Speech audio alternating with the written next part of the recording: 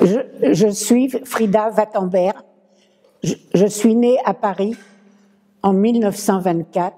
J'ai 90 ans. En 1936 environ, je suis rentrée aux Éclaireuses israélites de France dans la section Tournelle. Nous étions logés dans une salle attenante à la synagogue de la rue des Tournelles, où déjà 3 de mes cousins plus âgés que moi faisaient partie des EI de l'endroit. Nous avions des réunions fréquentes et on y apprenait tout ce qu'un bon scout et un bon scout juif doit savoir. Ma cheftaine était fan, elle était douce comme un fan, Monique Pulvert. Ma chef de clan était sultane, Paulette Benrubi. Et avec elles deux et toutes nos camarades, j'ai passé un temps formidable. On a fait des sorties, on a campé en été. D'ailleurs, une fois dans un camp, je suis tombée et je m'étais vraiment très abîmée. Et tout le monde s'est occupé de moi. Je vous dirais aussi, ce que je n'ai jamais dit jusqu'à présent, que j'ai été totémisée. On m'a donné comme nom de totem,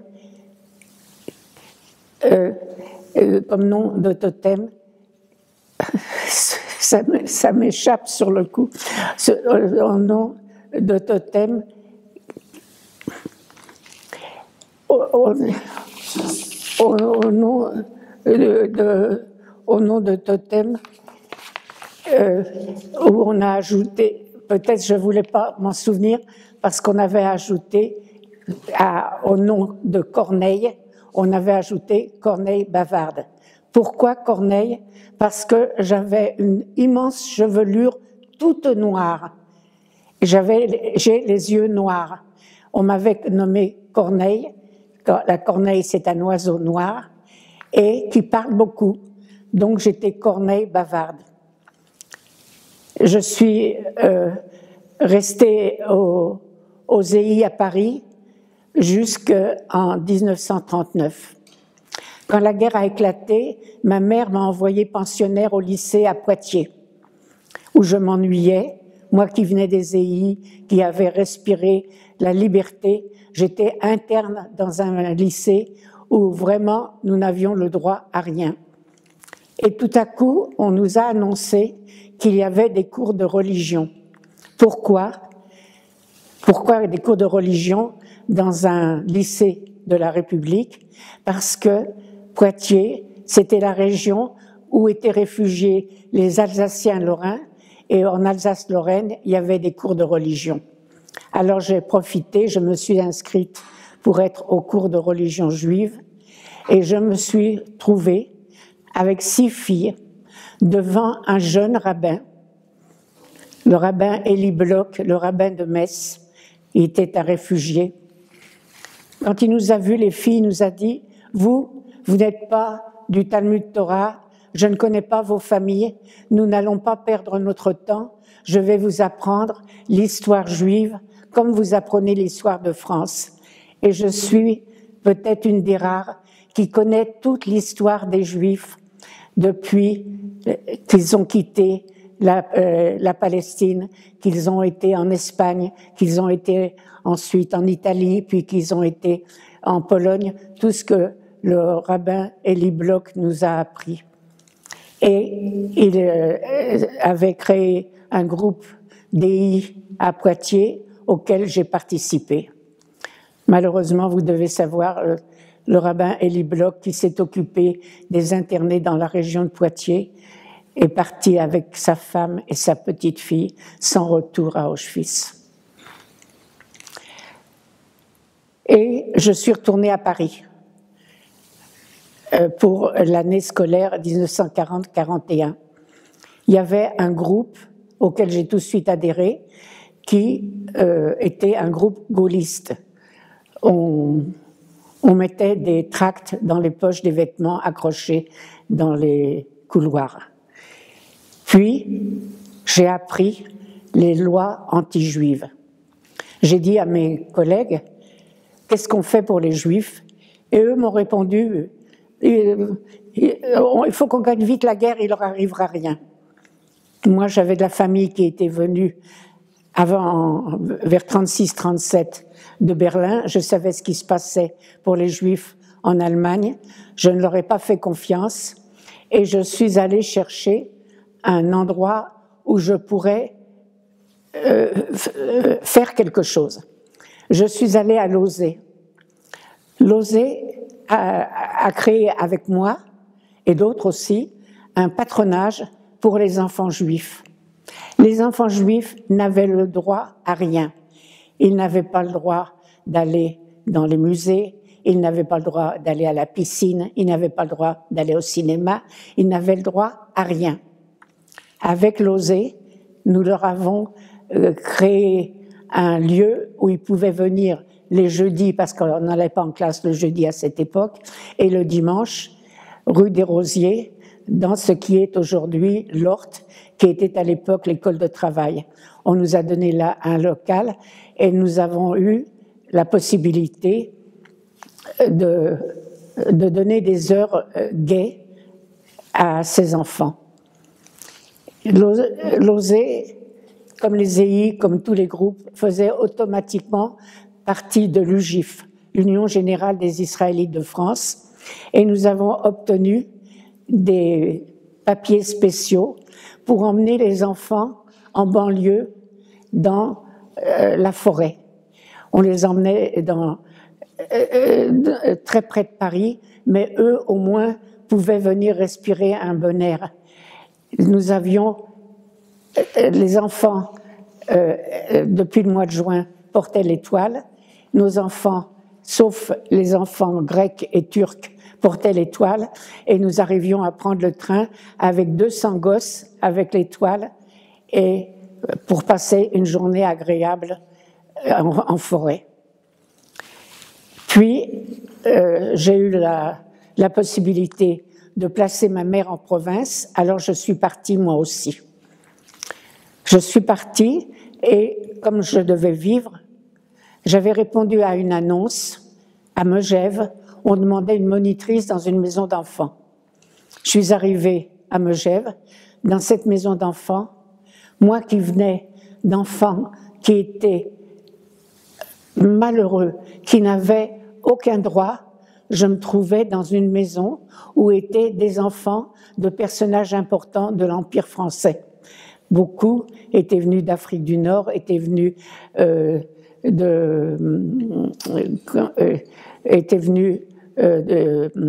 des pays occupés par la France et il fallait tous les 2 jours que je sorte à l'heure de la sieste parce que on ne voulait pas que les 2 monitrices parlent pendant la sieste. Un jour, me promenant dans la montagne, c'était à Megève, j'entends chanter en hébreu Inematov. Je suis rentrée dans ce chalet où une fille et un garçon sont devenus blancs quand ils m'ont vu. Par terre, il y avait des enfants assis. Et je leur ai dit, ne craignez rien, je suis de Lausée de Paris, je suis des EI, n'ayez pas peur de moi, je travaille ici dans une maison. Et la fille qui était là, Sacha Racine, me dit, mais qu'est-ce que tu fais ici? Et je lui explique que j'ai quitté Paris et pour gagner de quoi subsister, je me suis inscrite comme monitrice. Et elle m'a traité de tous les noms. Comment te permets-tu de te cacher alors que tu vois ces gosses-là partent demain en Suisse? Et c'est comme ça que j'ai appris que Lausée, les EI, le MJS, le mouvement de jeunesse sioniste, organisait des départs d'enfants juifs en Suisse pour essayer de les sauver de l'autre côté de la frontière. Et comme je leur ai promis à ces filles et garçons, j'ai quitté immédiatement cette maison et je suis allée à Grenoble, comme ils m'ont dit que je devais aller. C'est extrêmement touchant ce que vous venez de nous raconter. Est-ce que vous avez un message à envoyer aux jeunes générations? Oui, je voulais vous dire, nous n'avons pas pu empêcher 96 000 déportés de France, dont 11 400 enfants. Mais nous avons fait tout ce que nous avons pu pour sauver des centaines d'enfants.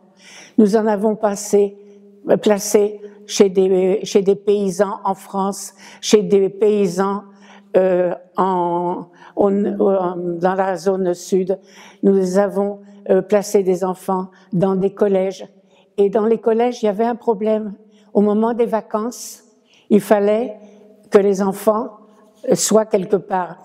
Et nous avons organisé des camps de vacances pour les enfants juifs pendant les vacances scolaires.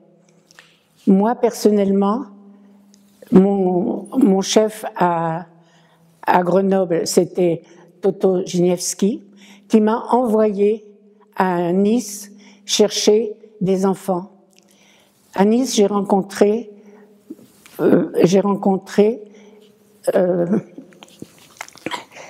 Jacques Weintraub et